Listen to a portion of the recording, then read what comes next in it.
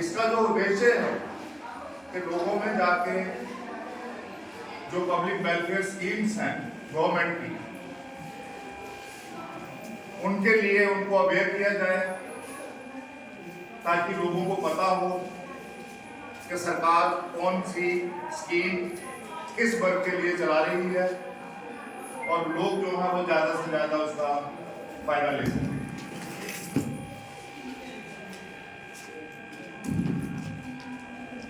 साथ ही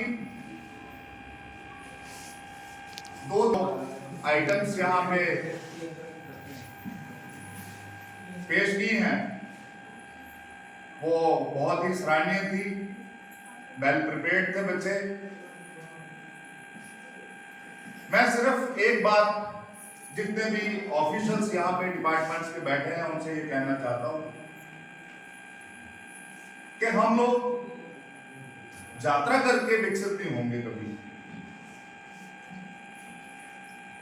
अगर हमने सच में हिंदुस्तान को, इस भारतवर्ष को हमने विकसित करना है तो हमें ईमानदारी से कसम जो है वो लेनी होगी कि हम अपना काम पूरी ईमानदारी से करेंगे। वो जो भी काम है हमारा, वो हमारे टीचर्स हैं, वो हमारे एग्रीकल्चर के लोग हैं, वो हमारे हेल्थ के लोग हैं, वो हमारे सीएपीडी के लोग हैं, वो आरटीडी के हैं और जितने भी महकमे हमारे पास हैं। अगर हर इंसान ईमानदारी से अपना काम करेगा तो मैं समझता हूं कि इस मुल्क को विकसित होने से कोई नहीं रोकेगा। लेकिन खाली यात्रा करने से हम विकसित नहीं होंगे। हमारे सरकारी आंकड़े जो हैं वो ये कहते हैं कि 140 में से मैं अपनी गरीबी रेखा से नीचे जो लोग हैं उनको ऊपर लाना होगा, तब जाके हमारा भारत जो है वो विकसित होगा। हमारी जो है हिंदुस्तान की जितनी टोटल वेल्थ है, पैसा और बाकी एसेट्स, वो टोटल आबादी के सिर्फ 1% लोगों के पास 40% है और बाकी जो बचे 60% वो बाकी 99% लोगों में बटी हुई है। तो विकसित कौन हुआ? विकसित वो 1% लोग हैं जिनके पास 40% दौलत हमारे हिंदुस्तान की आज भी है। मतलब 1,40,000 लोग होंगे जो विकसित हैं। स्कीमें बहुत हैं, सरकार ने बहुत सारी स्कीमें चलाई, कहीं पे इंप्लीमेंटेशन में कमी रह गई, कहीं उनको बनाने में कमी रह गई।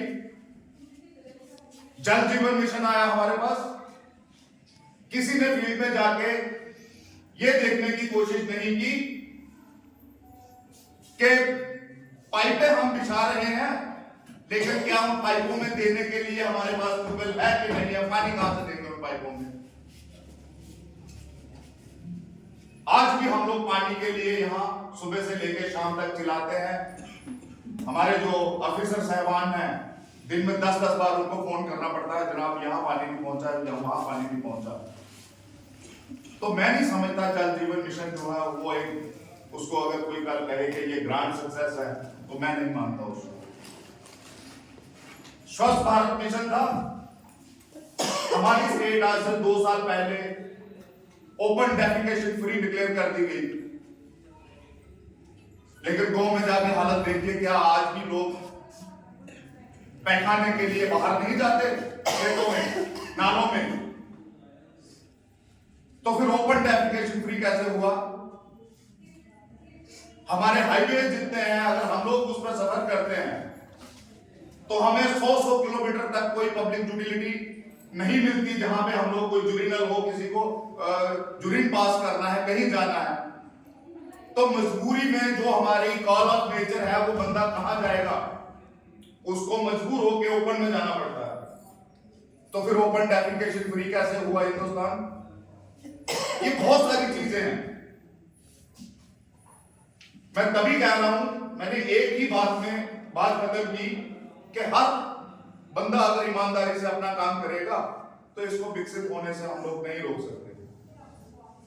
जिन अफसरों ने, जिन लोगों ने ओपन डेफिकेशन फ्री के सर्टिफिकेट्स बांटे और सरकार को ये लिख के दिया कि मेरा गांव, मेरी पंचायत, मेरा शहर ओडीएफ है, ये उन लोगों की कमी है, ये उन लोगों की नालायकी है, ये उन लोगों ने अपना काम ईमानदारी से नहीं किया। इसी तरह हर महकमे में ऐसा ही है। और मेरी आपसे परजोर एक गुजारिश है कि आप अपना काम ईमानदारी से कर ही रहे हैं। मेरा कहने का मतलब ये नहीं है कि आप लोग ईमानदार नहीं हैं, लेकिन जहां नहीं है वहां नहीं है। किसी के प्रेशर के नीचे भी आके आप किसी को गलत रिपोर्ट मत भेजिए। आपके हाथ कोई नहीं, आपको नौकरी से कोई नहीं निकालेगा। अगर मेरे पास यहां 10 रुपए जेब में नहीं है तो मुझे कहने में कोई गुरेज नहीं है, मेरे पास नहीं है 10 रुपए। जो फैक्चुअल रिपोर्ट है वो दीजिए आप। और मैं समझता हूं अगर हर डिपार्टमेंट ऐसे काम करेगा तो गांव की भी तरक्की होगी, शहरों की भी तरक्की होगी।